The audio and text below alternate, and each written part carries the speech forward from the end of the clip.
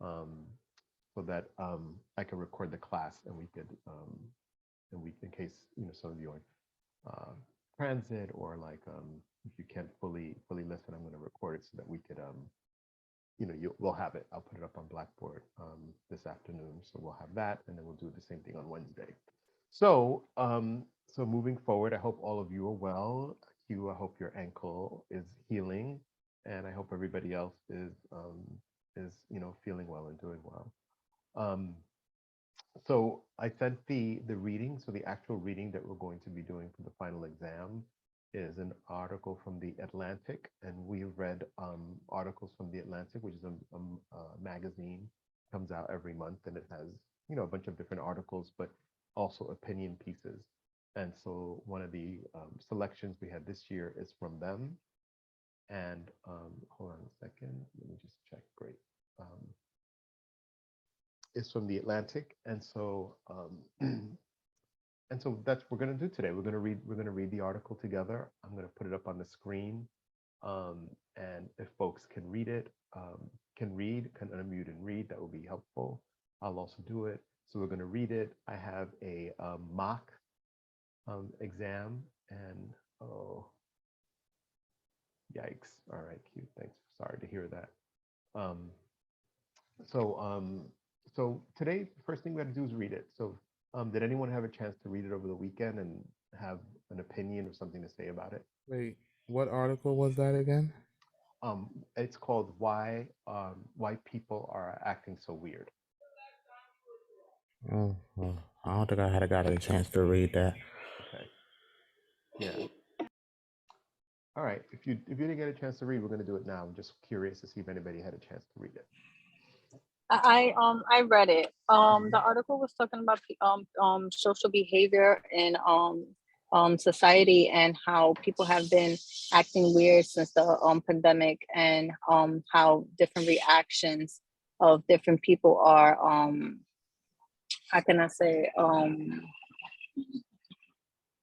like weird. Like it's just I mean, Yes. that's from my understanding from when I read the article. Yes, it's a pretty clear understanding.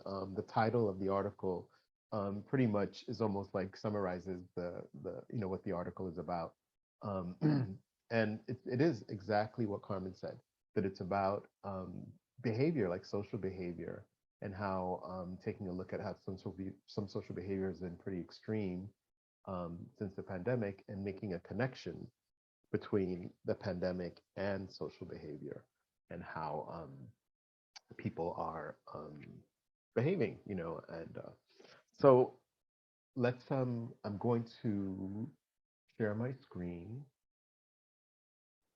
And so just a couple things. So that this article that I'm going to share on the screen, I sent it via email, I believe, and by an announcement. And right now it is on. If you go to course content, there's another file with it talking about the final exam, and there's copies of it as Word and a PDF in the course content. So you should have copies of it available to you there.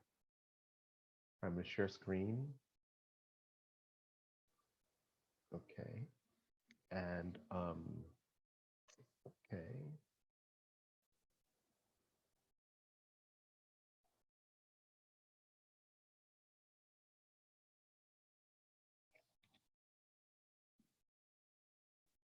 All right. So I'm going to make that small. I'm going to make this bigger.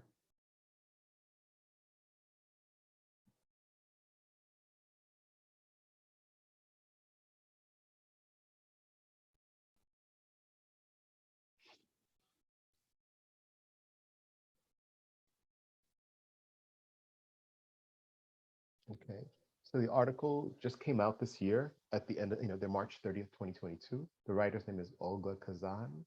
And in your version, all these kind of hyperlinks are leading you to some of the backup information and to some of the other things that they are referring to. So instead of like footnotes and all that we used to have in um, previous time, right now, if you want to find out more or find out or get the backup of what they're talking about, you can click one of them, which is interesting because if we think of how to get our minds to read, and the article "Why People Become Lifelong Readers." One of the things that happened inside of them was they were talking about the idea that some writers don't put in all the information, that they kind of leave some of the information out. They're assuming that you already know about it. So the first reference they make, you know, because one day I was coming into class and all of you were like talking about it. And the first reference it makes is to Will Smith smacking Chris Rock at the Oscars, right? It doesn't explain like what happened, doesn't explain why he did it, it doesn't explain anything else.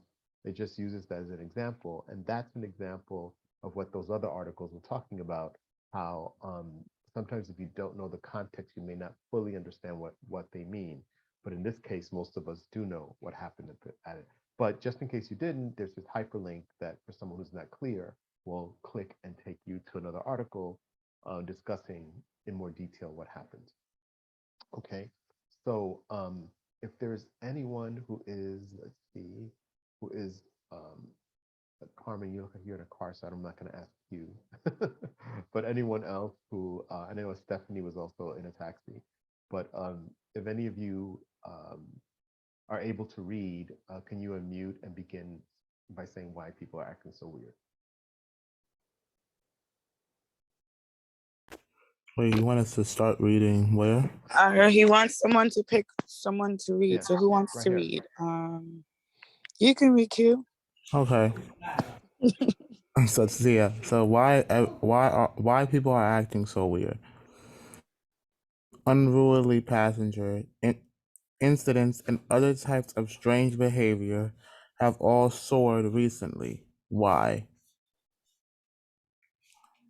Do I keep on reading? Yes, Okay. I'll stop you. Okay. Okay. So by Olga Khazan, March 30th, 2022. Everyone is acting so weird. The most obvious recent weirdness was when Will Smith smacked Chris Rock at the Oscars. But if you look closely, people have been behaving badly on smaller stages for months now. Last week, a man was arrested after he punched a gate agent at the Atlanta airport. The gate agent looked like he was about to punch back until his female colleague, bless her soul, stood on some chairs and said no to the entire situation. That wasn't even the only viral asshole on a plane video that week. In February, people found ways to throw tantrums while skiing. In one viral video, a man slid around the chairlift boarding area of a Canadian resort, one foot strapped into his snowboard as he Flailed. Flailed. flailed at the security guards and refused to comply with the mask mandate.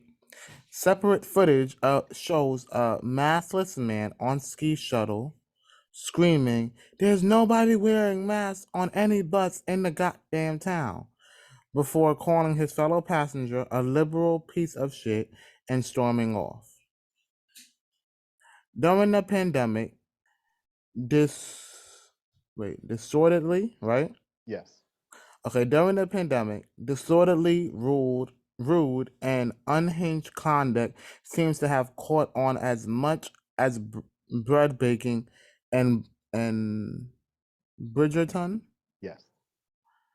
Bad behavior of all kinds, everything from the rudeness and the carelessness to physical violence, had increased. As a journalist, Matt E. Gellis, Iglesias. Iglesias. Oh, I didn't even see that. Mhm. Pointed out in a Substack essay earlier this year, Americans driving more recklessly, crashing their cars and killing pedestrians at higher rates. Early 2021 saw the highest number of the unruly passenger and incidents. And incidents ever, according to the FAA. In February, a plane bounded for Washington, D.C. had to make an emergency landing in Kansas City, Missouri, after a man tried to break into the cockpit. Okay, hold on. Thank you so much. Mm-hmm. All right. If we scroll to the beginning, right? If we look at the first paragraph, right? And given what Carmen was talking about in terms of describing what the article was about, um, what is happening in the first paragraph? What happens in the first paragraph?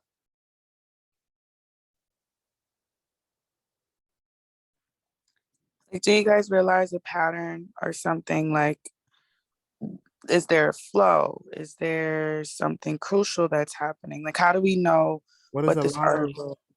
well, Mhm. as I've been reading it, there was a lot of violent things occurring. First, it brought up the Will Smith and the Chris Rock situation. Then it brought about a man being arrested because he punched a gate agent. Then then we got a man was throwing a tantrum while skiing in an airport.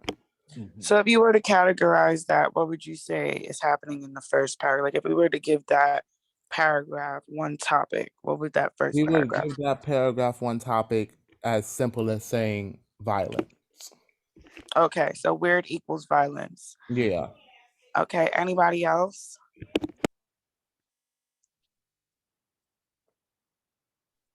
I'm about to start calling on people.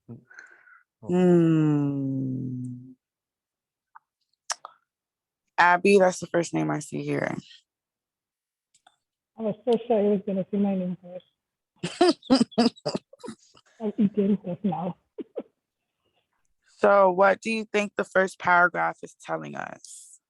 What is the first paragraph usually called of an essay? The summary.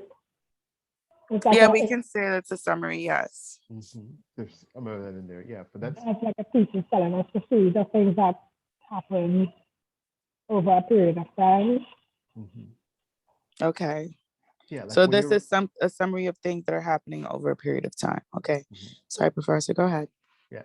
No, that's I mean, that's good. You know, I think what Julia's pointing out as well is that the same when you write your own essays, that first paragraph is important, right? Because the first paragraph is your intro.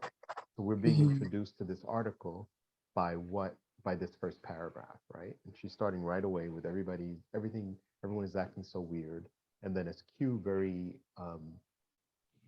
keenly noticed, that what she started to doing was making a list of what she is defining as weird, right? That Chris Rock, there is the person at the Atlanta airport that punched an agent.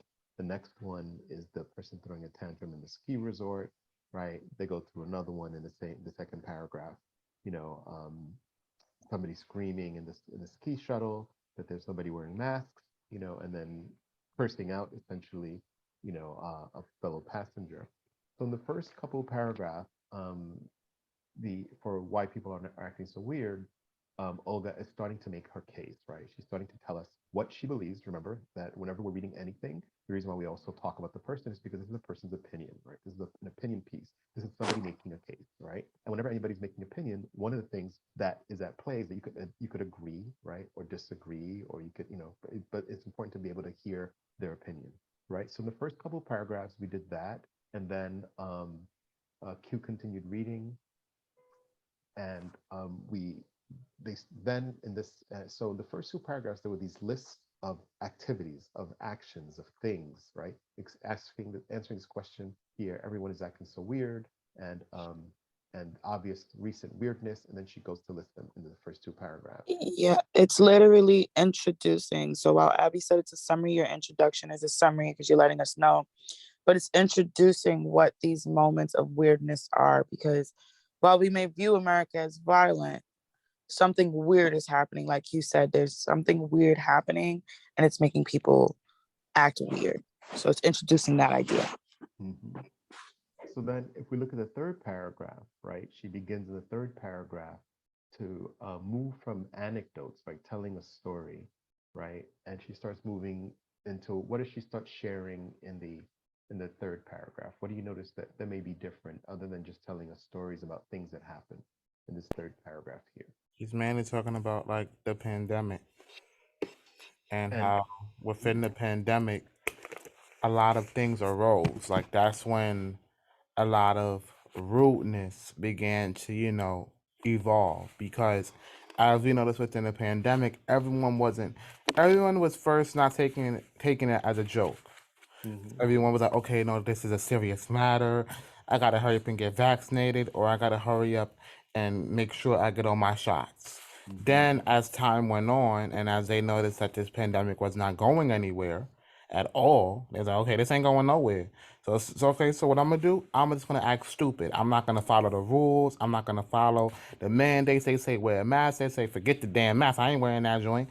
The same where it's the same with the shot, like the same with the booster shot. They say get your shots. Oh, I ain't getting that joint. Cause if I get that joint, I might get cow disease or something. They make up a whole thing on not wearing it or not getting something that's supposed to protect the whole community. Yes, you. And yes to everything you're saying. And if we go back to the article, she's not talked about that yet. That's stuff that you know, right? And there could be a connection, right, between what you know and what she's talking about, because she's talking about Okay. a bigger, the kind of issue that's happening all around. And she's Mm-hmm. giving specific examples, right? Like we got these examples. And this Yeah. third paragraph, right? She talks a little more generally, right? So if you notice here, she starts talking about like she starts alluding to statistics, like Americans are driving more recklessly, right? That the highest number of unruly passengers incidents ever occurred in the FAA, right? That's the and in February, a plane bound for Washington D.C. had to make an emergency landing. She goes back to specific about a man trying to break into a cockpit, right? So she's Wasn't this somewhat similar to what happened like recently with that man that was on the subway? Like I don't know if you ever heard of like the man on the subway, how he shot up like the whole subway downtown in Brooklyn, yeah. Well, that could be. Let me just. I'm and going to like come into the. how I'm going to it come was into the talking more classification. about Yeah. um how it was more talking about, because I was reading, it was saying like people's acting like very distortedly rude, like Right. they're at the point of not caring about anything. They're just saying forget it all, and I'm just gonna live my life recklessly, non-recklessly, just doing whatever I can, but they're not thinking about the people that you might harm. Like they were saying, it was a lot of car accidents, like a lot of people that was injured, and they went to the FAA and the FFAs, and they was like, well, it's a lot of violence, so I don't know what can we possibly do. We could try to do the best we can, but what can we possibly do? Right. That's again good stuff that you're filling in some of the blanks, right? But if we just think of what you said from there, I think I'm gonna go back to your very first observation, right? And you were connecting the weird behavior to violence, right? And that's one of the ways it's Mm-hmm. looking at the story, that there's weird behavior and there's violence, right? There's Okay. also other things. There's recklessness, right? There's people just being plain old rude, right? Yelling at Yeah. someone and screaming at them and cursing them out. That's like that, maybe that could be a different form of violence, but there's different Mm-hmm. ways that's looking. All right, so anyone else want to share any observations up until this point? And then if not, we'll continue reading. You just made a connection between the pandemic and why people behave with violence. Say it again. Connecting the two, violence and the pandemic, is that you're connecting it together. Yeah, it's yes. Abby, if I hear you, you sound a little muffled, but what you're saying is they're making this, whether violence or this kind of weird behavior, she's connecting it to the pandemic, that the pandemic has a relationship, that one of the reasons why people are doing that, there's that. Right. Okay. Anyone else? Stanley or Teresa? Okay, great. Yeah, and you could use the chat as well. If you are not in a place where you can unmute, you can certainly put it in the chat. Who can read? Who doesn't need to be muted? Let's see. It's Stephanie. You're so quiet. Where are you? Stephanie was in a cab. I'll read. I'm pulled over. Okay, thank you. Okay, hold on. Let me share screen. Okay, Ashley's on the train. Okay. All right, everybody. Here we go. It begins with healthcare workers say. Okay. Hold on. Healthcare workers say their patients are behaving more violently. At one point, Missouri hospitals plan to outfit nurse with panic buttons. Schools too are reporting an uptick in destructive behavior. Chalk Beats reported last fall. In 2020, the US murder rates rose by nearly a third, the biggest increase on record. Then rose again in 2021. Car deaths spiked 14% last year. And carjacking have surged in various cities. And if they were a national tracker of school board meeting hissy fits, Yeah. it would be heaving with data points right now. What on earth is happening? How did Americans go from clapping for health workers to threatening to kill them? More than a dozen experts on crime, physiology, right? Psychology. Oh, psychology. Okay, sorry. Psychology and social norms recently walked me through a few possible explanations. Thank you, Carmen. So we're gonna You're welcome. pause for a moment. Right, so Carmen's paragraph that she read there started listing more things, right? Saying how their parents are behaving more violently. Healthcare workers say their patients, are behaving violently. In Missouri, the hospital was going to give nurses panic buttons. Like schools are reporting more disruptive behavior. Chalkbeat is just a journal that talks about educational things. Reported that last fall, and then in 2020, the murder rate rose almost a third, and then in 2021 it grew again, so it kept rising. Car thefts, right? Carjackings. I mean, all these things existed before the pandemic, but it's saying here that they've increasing. And then it said, the last line said, and if there were a national tracker of school board meeting hissy fits. Hissy fits are people just fighting and throwing tantrums and throwing fits. That's just another phrase to say that. It would be heaving with data points right now. That if they were tracking all the people fighting, in school board meetings, that there would be a lot of data, rising. And then it says, what on earth is happening? How Americans go from clapping for healthcare workers, and we remember that when it was, I think, 7 o'clock, people would bang their pots and clap out the windows, to threatening to kill them. So more than, and then she says here, that crime, psychology, and social norms walk me through a few explanations. So what do you think is going to happen now, right? She's saying here that they're gonna walk her through a few explanations.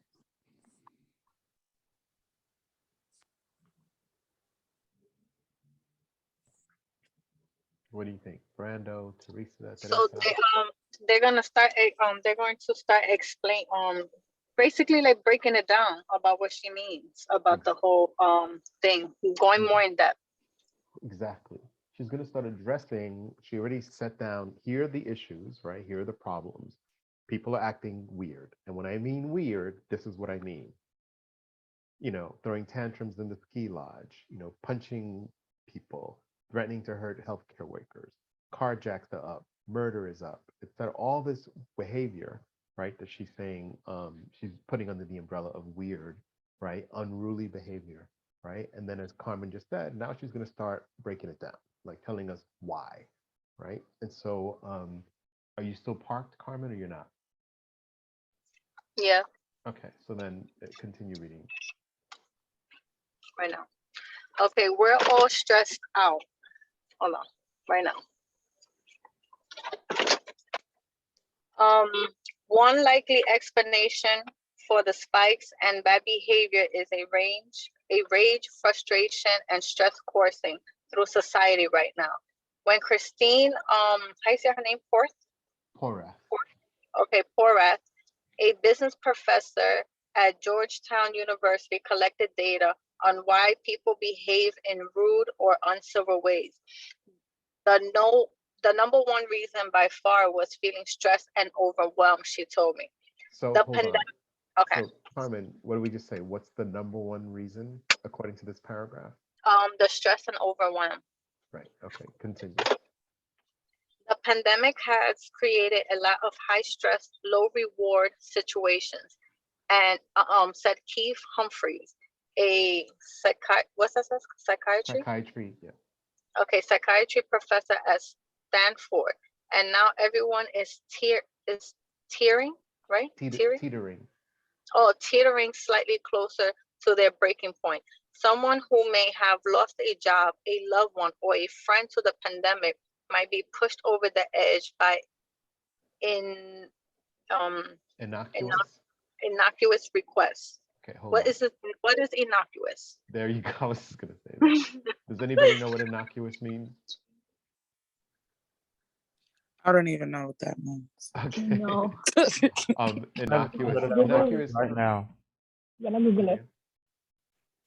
Okay. Yes. What did you say? Someone said they're going to Google it. Oh, okay, that's good. You Not could Google it. harmful, offensive. It means not harmful. Right. Offensive. Not harmful, unconsequential. Like it's not like a big deal, right? So it's saying that so if you read the sentence, someone who may have lost a job, a loved one, or a friend to the pandemic might be pushed over the edge by a request that's really not that big a deal, right? It's not consequential, right? So like a little thing creates a really big reaction, right? It could push somebody over the edge. Okay. Will someone else like to read? I'll continue if nobody wants to read. All right, just good. All right, read. Okay. All right. So we'll read 2 more paragraphs and then we'll switch to someone else. Thanks, Carmen. Okay. When someone has that angry feeling, it's because of a combination of some sort of provocation, their mood at the time of that provocation, and then how they interpret that provocation, said Ryan Martin, a psychology professor at the University of Wisconsin at Green Bay who studies anger. Not only are people encountering more provocation, staffing shortage, mask mandates, but also their mood is worse when provoked. Americans don't really like each other very much right now, he added, and that's very true. Just read this other one. Keep going? Okay. Yeah. Rudeness can be contagious. Porath, right? That's her name, Porath, yes. has found that at work, people spread their negative emotions of their colleagues, bosses, and clients, even if those individuals weren't the source of the negativity. People who witness rudeness are 3 times less likely to help someone else, she told me. She thinks people might be picking up on rudeness from social media and passing it on, or they might be logging into a Zoom meeting with their overwhelmed boss getting yelled at and then speaking a little more curtly to the grocery cashier later. Very true too. Okay. Thanks, Carmen, for these 2 paragraphs. All right. So let's go back to them. So here it says when someone has that angry feeling, right? So first, if you go to the paragraph before, they're saying that the pandemic has given a lot of high stress and low rewards, right? Situations there are a lot of stress and no rewards. And a psychiatry professor at Stanford, and now everyone is saying that they're closer to their breaking point, right? Because they're dealing with all this high stress. And then someone who may have lost a job, a loved one, a friend might be pushed over the edge by an innocuous request. So all this high stress, holding, and then something not really that big a deal happens, a request comes their way, and they lose it, right? So here's things when someone has that angry feeling, right? It's the combination of provocation, their mood at the time, that provocation. Provocation when somebody pushes you, right? Somebody challenges you in a way that that is, I want to say challenging to yourself, but in a way that might feel uncomfortable, right? A provocation, so that somebody might provoke them, and so that it depends on their mood and how they interpret that, like how they understand how that person is coming at them, right? And then, and this is said by this person. So what she's doing in this section, right, Olga, in this section, and I think is she starts naming the experts, right? She goes, I spoke to a dozen experts. She starts naming this person. Christine says this, this person Keith says that, right? Now she's quoting what Brian Martin is saying in this one, and they're basically giving reasons and giving examples why they feel people are doing are behaving this way, right? And then when Carmen read Americans don't really like each other very much right now, he added, Carmen said, very true, but we can open that up with us here to see how we understand that. And then this next paragraph, the second one, continues talking about Porath, what Porath has found, but it's talking about this rudeness can be contagious, right? And then says, and contagious means how it spreads from one person to another, to another, to another. And then here it starts explaining in this next sentence here that express that people spread their negative emotions to their colleagues, their bosses, and clients, right? And here's this quote that she says: "People who witness rudeness are 3 times likely to help someone. People who witness rudeness are 3 times less likely to help someone else, right? So if you're seeing rudeness, it's talking about rudeness is spread from one person to another. And so she says the other reason is that she thinks people might be picking up rudeness from social media and passing it on. Or they may be logging into a Zoom meeting here and their overwhelmed boss, the boss is screaming at them. And then what they do is they go to the grocery store and they're nasty. Curt means like short or Be- abrupt to the yeah, because cashier.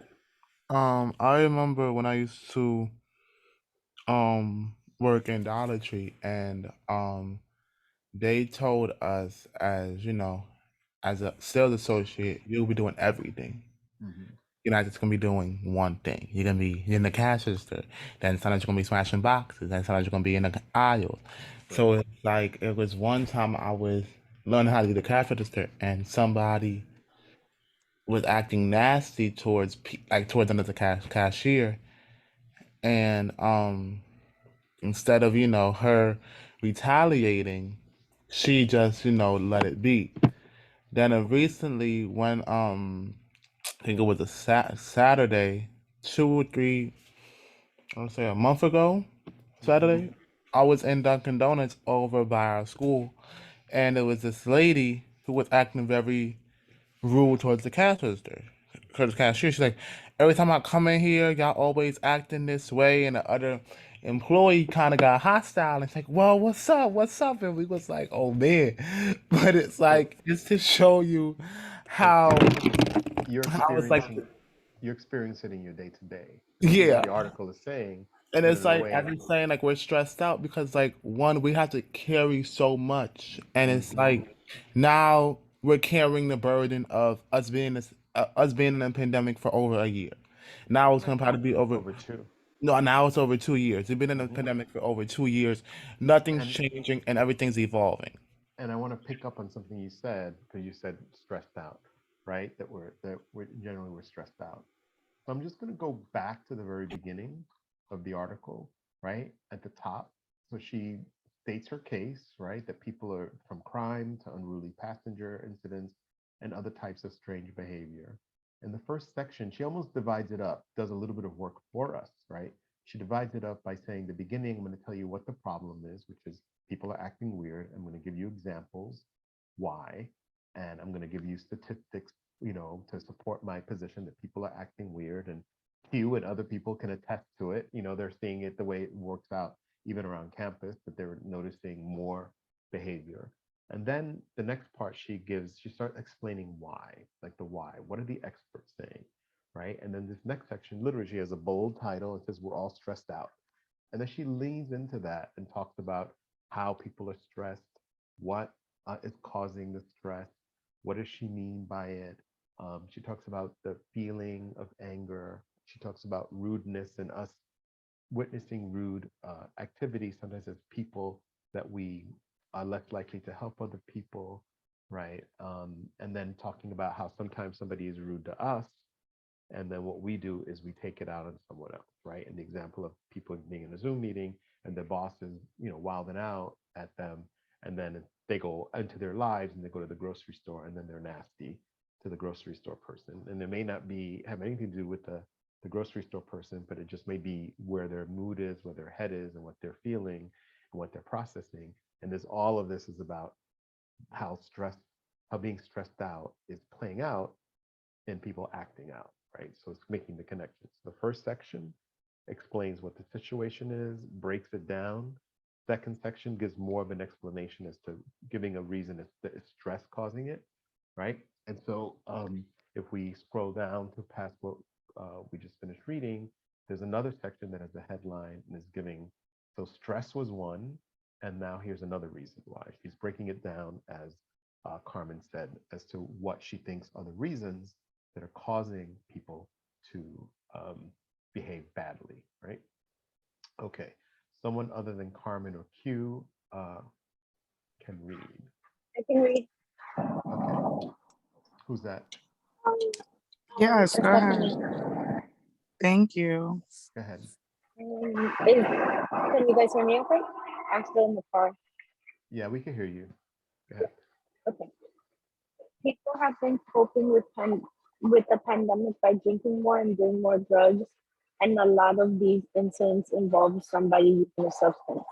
Humphrey said, whether they're drinking before they get on the flight, a lot of auto accidents, including aggression-driven auto accidents, come from substances. American days a month during the pandemic, and drug overdose have increased since 2019. Substance abuse treatment, never especially easy to come by, was further interrupted by COVID. Americans have been buying more guns, which may have explained the uptick in the murder rate. Gun sales spiked in 2020 and 2021, and more people are being killed with guns than before. The police recovered nearly twice as many firearms within a year of purchase as they did in 2019, a short time to crime window that suggests crime intent. Put more plainly, thousands of guns purchased in 2020 were almost immediately used in crimes. Champ Martin writes at the Trace. The owning a gun doesn't make it more likely that you'll make it more likely that you'll be successful. Okay. Thanks, Stephanie. We were able to hear most of it, but we could follow along. So I totally, completely appreciate that. So people are drinking more. That's the title of this, right? So in this section, the first paragraph talks about what?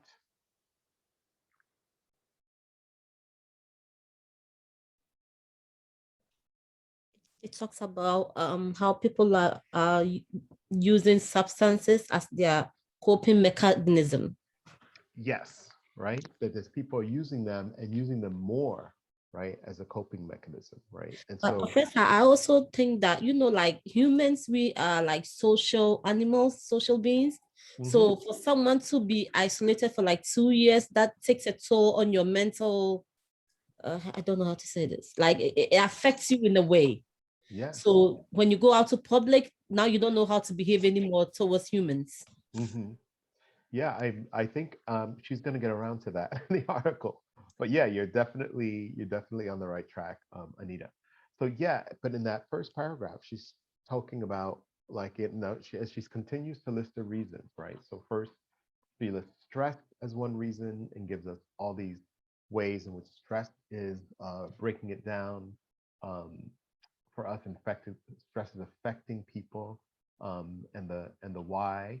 And then now she's going into another thing that's contributing to people acting weird is that because of coping with the pandemic, right? Remember, it's being related to the pandemic. So coping with the pandemic, that what's happening is that people are drinking more, right? And they're doing more drugs. That's the first line. So now there's also substances that have been contributing to it. And the second paragraph, she dives into the statistics, like people are drinking more, 14% more days a month, and drug overdoses have increased since 2019. So substance abuse treatment is not so easily available. And then she moves from substance abuse, she goes into another area. What's the other area she goes to in the third paragraph? Gun violence, Yes. crime. Let's just say crime. Yes, both gun violence and crime. Like she's saying, they've gone hand in hand. So she's adding another element that has increased during the pandemic and connecting it to the way people are behaving. And there's more gun violence and more crime. Um, okay, someone else? I can read. Anybody hear me? Yep, Abby, we can hear you nice and clearly now. Ready? Mhm. We are social beings and isolation is changing us. The pandemic loosened ties between people. Kids stop going to school. Their parents stop going to work.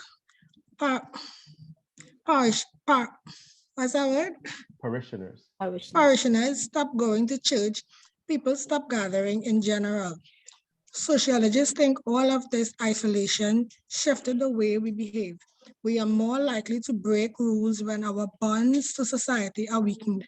Robert Sampson, a Harvard sociologist who studies social disorder, told me, when we become untethered, we tend to prioritize our own private interests over those of others or the public. Hold it. Great. Thanks so much. So there we go, Anita, right? Abby just read what you were talking about previously, right? What you were saying, hey, but also I think this is another thing, right? So literally spelling it out and saying, I think that last line that Abby read, when we become untethered, that means disconnected, like, untied to one another. We tend to prioritize our own private interests over those of others or the public, right? So this whole idea of becoming isolated and how that changes our behavior, one of the ways it does it is by saying, we become more concerned with ourselves than with others, right? Did you want to say something else, Anita or Abby? Somebody was speaking.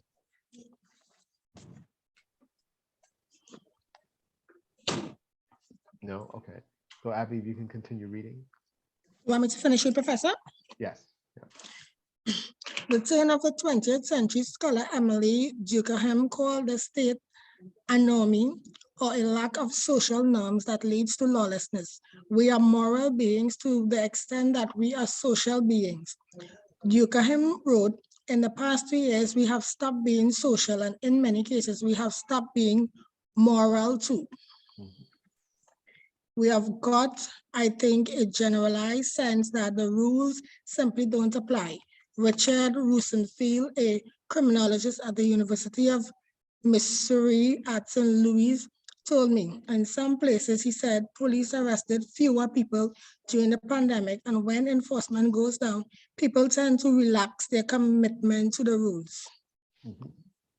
Though it's been a life-saving tool throughout the pandemic, mask wearing has likely made this problem worse. Just as it eases to scream at someone on Twitter than in real life, it's easier to rage at a mass fight attendant than one whose face you can fully see. You don't really see a human being so much as you are seeing someone masked.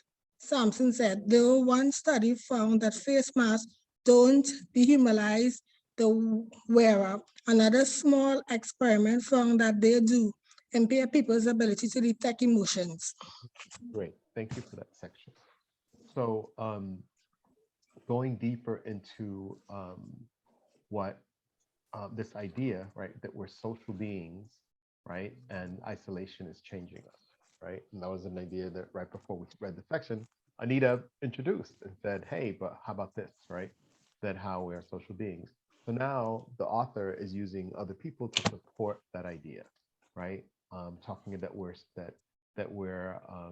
here, we're likely to break our rules when our bonds to society are weakened, right? According to this Harvard sociologist, that we become more interested in ourselves and then being concerned about other people, right? That's there. And they go deeper into it with Durkheim, right? Emily Durkheim, speaking about that we are moral beings to the extent that we are social beings, right? That our morality are connected to how social we are, like our connection to other people, right? And then the last two paragraphs in this section um, talk about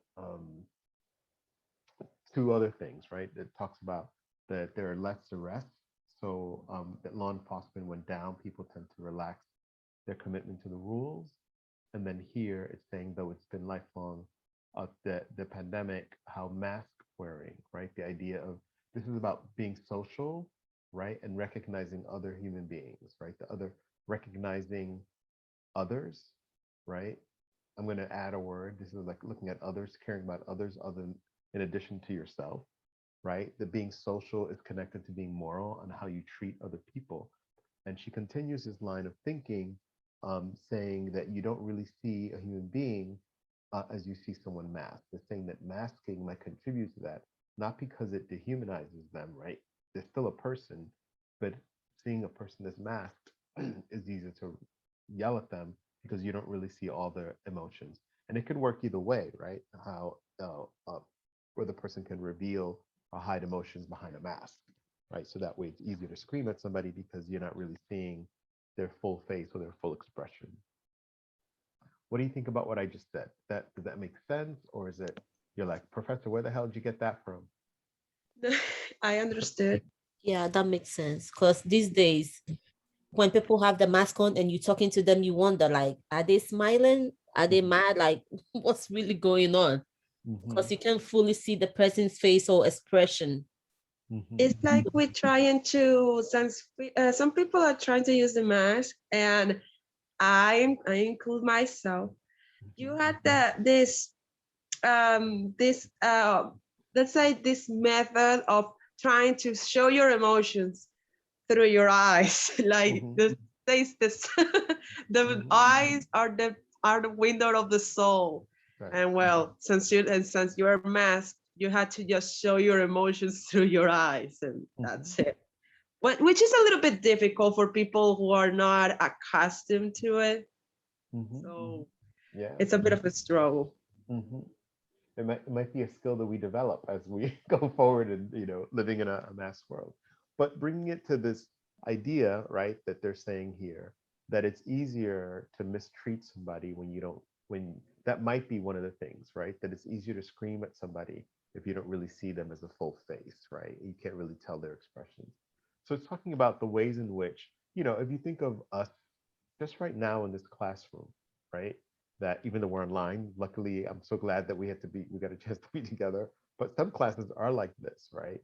And the attention, the way we treat each other, like in terms of listening to the other person, being civil with the other person, you know what I mean? There may be lots of things going on emotionally with us, and we're not exempt from the stress and from all the things that they're talking about, but we're making decisions to treat each other well or nicely, right? And that is, decent, moral human behavior, and that we could extend that kind of behavior to everyone.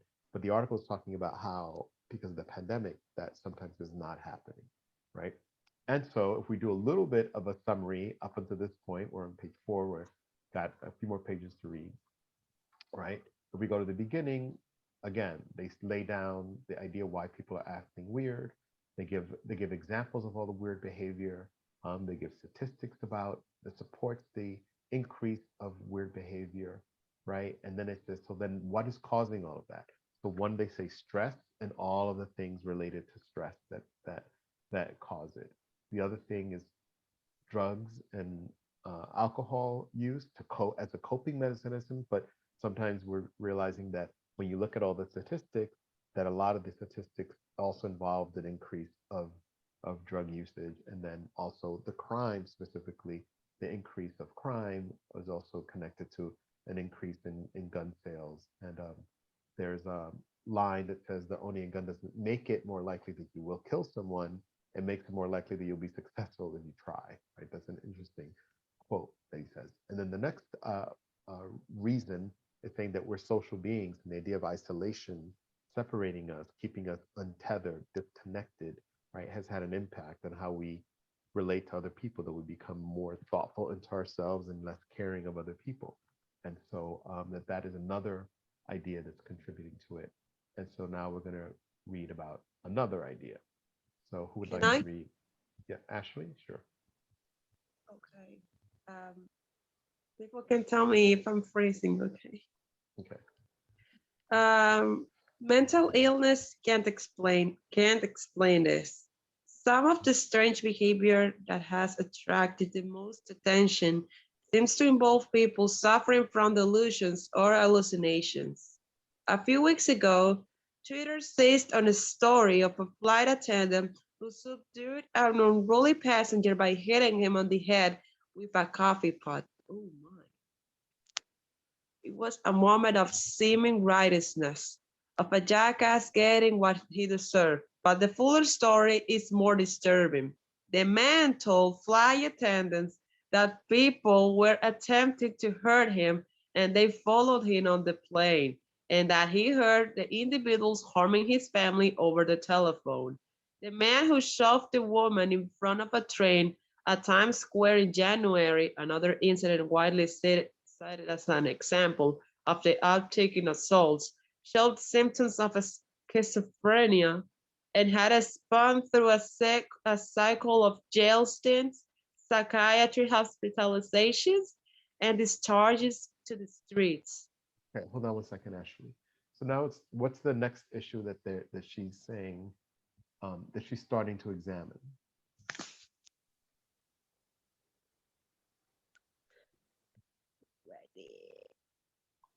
Right, it's in the title right here. Like mental illness, Yes. like showing more of a like they are behaving insane, like they are going crazy. What she's talking about We're mental talking illness. about mental illness and the behaviors. Yes, Teresa. Talking about like saying, okay, so here's some more behaviors that have happened. And with these, it wasn't necessarily alcohol abuse or etc., but they're claiming that what was contributing to affecting these two situations was mental illness. Okay, Ashley, continue reading. Let me scroll down. Here we go. Okay. The pandemic has had more measurable effects on mental health. Though the most common issues among people who contracted COVID-19 were anxiety and depression. A small percentage of people infected with the coronavirus appeared to develop psychosis for the first time ever. Can you scroll down, please? Oh. Or do I stop here? No, you can't see more. No, I can't see Okay. more. That's what I read. All right.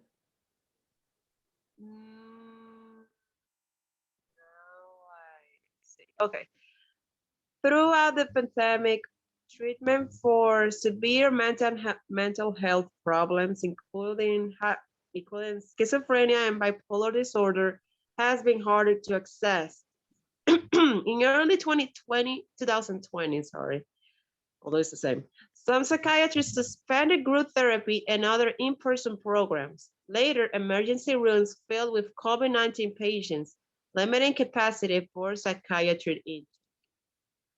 Hospitals have periodically repurposed psych beds for COVID patients, leading to shortage nationwide.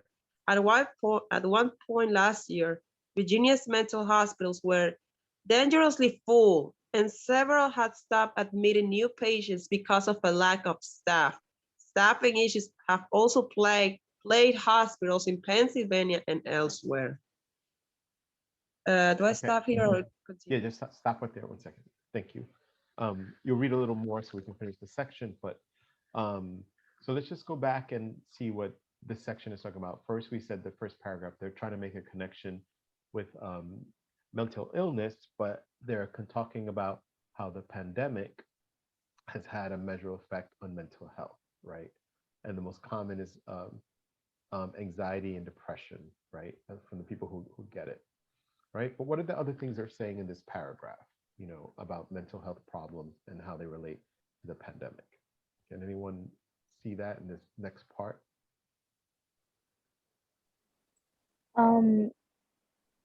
It's just how there was a lot of issues in the health system, not in the health system, in hospitals themselves, because there was a lot of people now coming out with mental health problems during the pandemic. Right. And also, I think that the people that needed the mental health problems, they were not getting it because they needed their beds for the COVID patients. Yes, exactly. They're saying that's an example of what was happening in terms of that the services for people who needed mental health services reduced, right? That the therapists were suspending group therapy and other programs, and then the emergency room started to fill with COVID-19 patients, and then limited psychiatric intake or psychiatric support. Um, and psych beds became COVID beds, which is what Anita just said. And at one point, this was last year, Virginia's mental hospitals were full, and several has stopped admitting new patients. So that means even though the hospitals were filled, there were still patients that needed support, but they couldn't. And then when there's too many issues, there's staffing issues. So there's a snowball effect, right? That starts happening with that. Right. So then it's talking about mental health, but it's saying that there's a connection to mental health. And at the same time, there was also an issue with lack of services for people who are who need support. All right. So Ashley, continue there. Okay. All right. The majority of people with mental illness, though, are not violent. Most people with mental illness who commit violence have other problems, such as anger issues, substance abuse, or a recent trauma. People with severe mental illness are only a tiny percentage of the population, and past research shows that they commit only 3 to 5% of violent acts, so they couldn't possibly be responsible for the huge surge in misbehavior. According to the FAA, 72% of unruly passenger incidents last year were mask related, suggesting that they have more to do with politics than paranoia. Regarding the people causing sins, I think those are assholes, say Tom Insel, the former director of the National Institute of Mental Health and the author of Healing. It's so important to distinguish people who have a mental illness from people who just do egregious things. Right. Okay, that's a new word.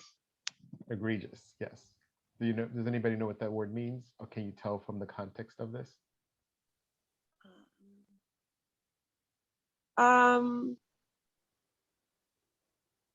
think as the sentence says, well, as Tom Insel say, when he put this word, it's like trying to make up like a parenthesis, like it's not people who do who have not everyone that does act crazy or acts out of normality is have a mental illness. I think it's just out of normality, unnormal, uncivilized, so something like that, maybe. Mm-hmm.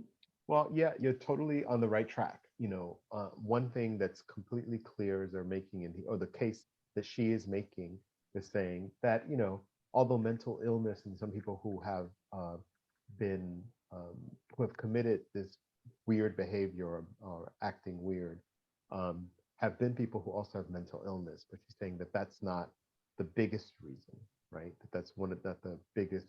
There's only 3 to 5% of the violent acts are committed by people who have a mental illness, right? But she's saying that people with mental illness, sometimes do other things. They have anger, they have substance abuse, there's other things that are dovetailed with it. But at the very end, the last sentence says it's important to distinguish people who have a mental illness from people who just do egregious things, right? So egregious things is bad behavior. So saying that we have to distinguish the people with mental illness from people who just do bad behavior. The same way you can't say that everybody who's doing the bad behavior has a mental illness. It's just to be able to say that because people have mental illness they don't behave badly. This is just people who are not clinically diagnosed with a mental illness. Because when they talk about mental illness too, they're talking about, they mention things like schizophrenia and other things that are diagnosed mental illnesses. All right, we have, I think, 2 more paragraphs. No, this is the end. All right, so Ashley, do you want to do you feel like reading, or I could finish it if you don't want to, or someone else can? No, I can finish it. I don't mind. I don't mind. Okay. So let's say some of the antisocial behavior Americans are seeing will resolve itself as the pandemic loosens its grip. In most of the country, masks are coming off. People are resuming normal gatherings, and kids have returned to school. The rules and rhythms that kept America running smoothly are settling back into place. Improvement may be slow, but experts think human interaction will eventually return to the pre-pandemic status quo. The rise in disorder may simply be the unsavory side of an unlikely. Uniquely. I saw an A, but it's an N. To be an N. What is this? Uniquely. A uniquely difficult time. Okay, thanks. One in which many people were tested and some failed. There have been periods when the entire nation is challenged in some say. And you see both things. People who do heroic things and people who do some very defensive, protected, and oftentimes ridiculous things. Yes. Okay. Great. Thank you, Ashley, for reading the end of it. So these last two paragraphs, what happens with this article? What is the author doing? If you think, I'm asking you specifically in the structure of an essay.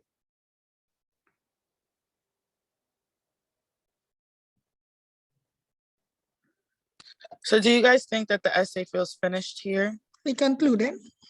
Yes. What? Go ahead. Go ahead. Why do you say that? It's tying everything together and giving us a overall view of everything. Okay. Is it doing anything else though? And it's not just for Abby, this is for everybody in the room. So it ties everything together, but does it have the same tone as the rest of the essay? What's the ending message that you guys have received from the conclusion? So the ending message was like, it was talking about the improvement. So it's like everything leading up to this was kind of like, to me, I felt everything was rushed. Like a lot of things was like being, like it was happening in fast motion.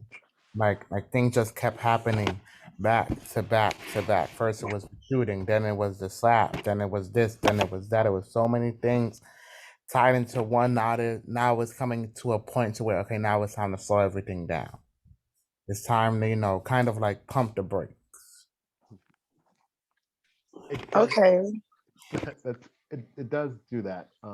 There is a kind of a pumping of the brakes with these last two paragraphs, right, of all the activity that's going on there. Julia, what were you going to say? I was going to say it kind of, so I didn't get a negative feel as well. It kind of gave a different perspective as it was giving. So, like your conclusion is that place, when I tell you guys where you reflect, where you learn something new, where you talk about whether your views are the same, because walking in. So now when you originally read the essay, did you guys think that it was going to be that way, that this was going to have a hopeful ending?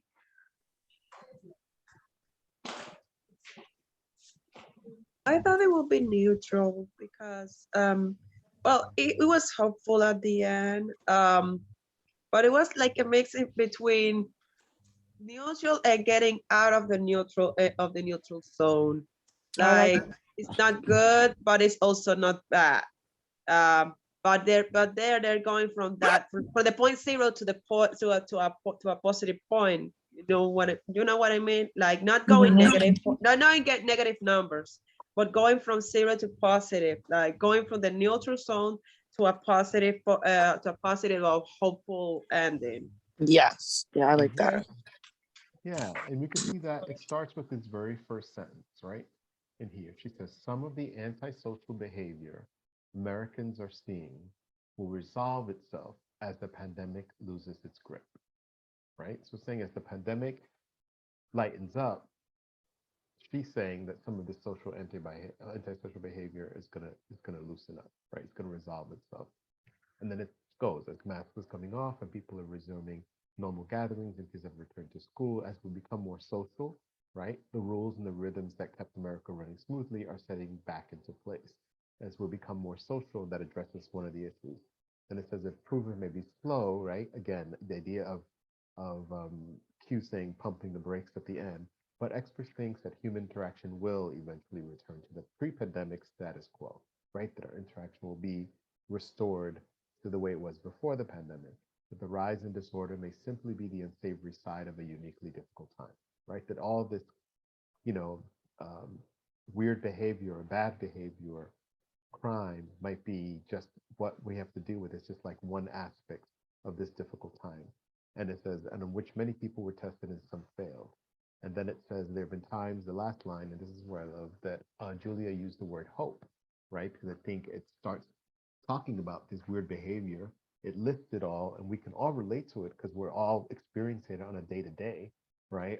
In some way, shape, or form, whether we see it in our lives or read about it on the phone or hear it in the news or get a Twitter or an Instagram, a thing, or Facebook, if people even use that. We're seeing it's coming at us, whether we're engaged in it or we're not. But he says there's times in the nation has been challenged, and you see both things, right? You see heroic things and people who do very defensive, protective, and oftentimes ridiculous things. So she ends with that quote. I'm going to come back in the room for a second. And I have to pin myself, I believe. Speaker, right. So at the end, she brings us to this hopeful place, right? At the end, that she thinks that the pandemic will loosen up.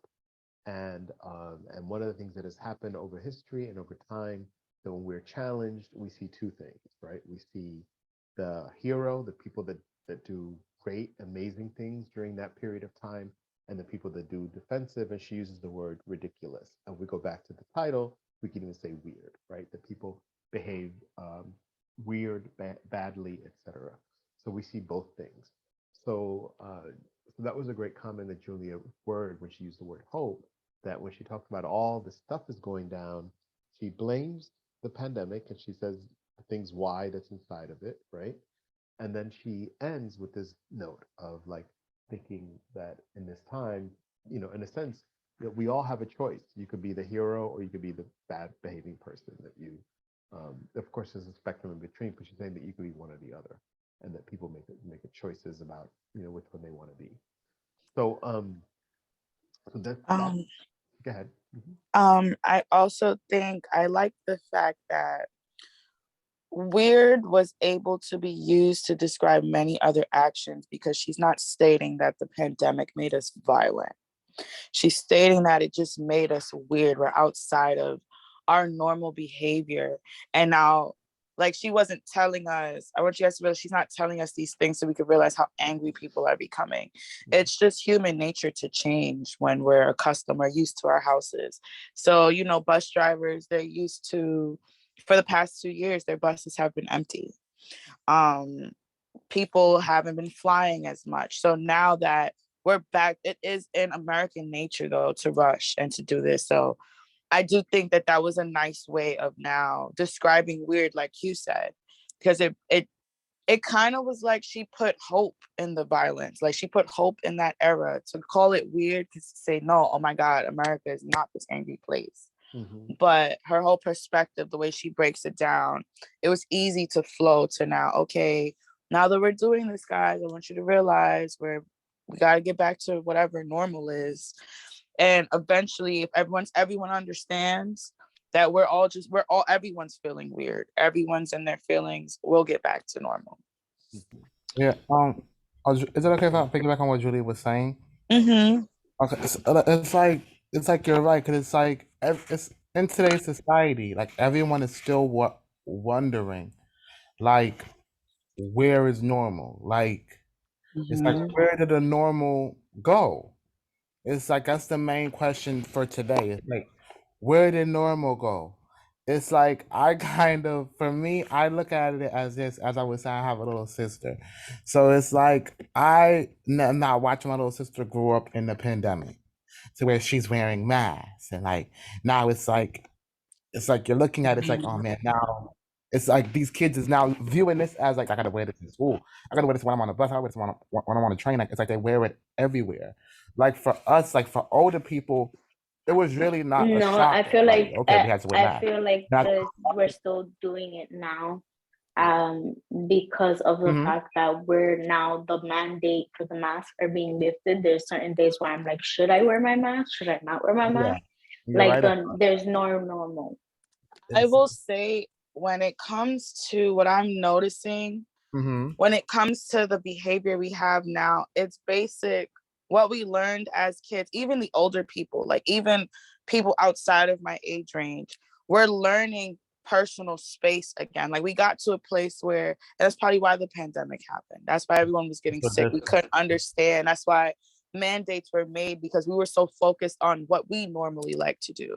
But now it's just the way to get back to is to just realize, okay, arms distance apart. Like that's how I think of it. Like I remember, you don't talk in anyone's face. Just now we're more mindful, and mindful is weird for America sometimes. So I know when I think, because I learned those things, like, stay arms distance apart. So if you talk with your hand, you don't hit anyone by mistake. You cover your mouth when you sneeze in your elbow. It's just certain things we forgot because we were comfortable.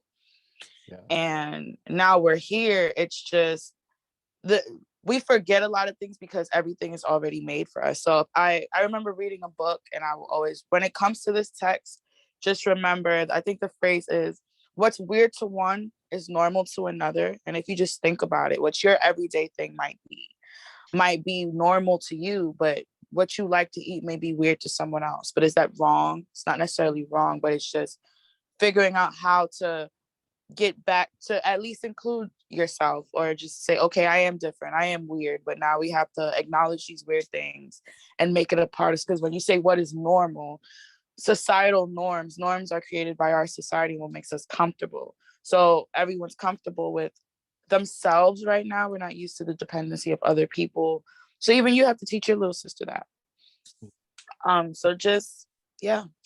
Julie, I think what's also from what you're saying is to understand too, in terms of the context of the essay, like what she's defining as weird, right? That she's making a definition of the types of behavior that is weird, and she's Yes. categorizing that, and and then she's giving explanations why that condition exists, right? She's giving us the reasons why that Yes. exists, and then ends with this idea of what you're talking about now, is that that we have choices, that how we can behave, and that and how certain things affect our behavior. So I think so one of the things that I would wanted to do with you all today is there's two things I want to do, and then I'm going to end class today. One is that so for next class, I'm going to open it up now. It'd be great for you all to write a summary, right? To write like a 4 to 5 sentence summary of what this article is about, right? And if you were here class on Wednesday, there's a purpose, because on Wednesday, what we'll do is we'll work together to, I'm going to give you a prompt that I, created. This is not the prompt for the final exam. That will be different, right? But we're going to do one so that we could practice, like what it would be like to write an essay, right? To craft a thesis statement using this article. And so the first step is for you to be able, part of the thesis statement, part of the introduction is for you to write a synopsis.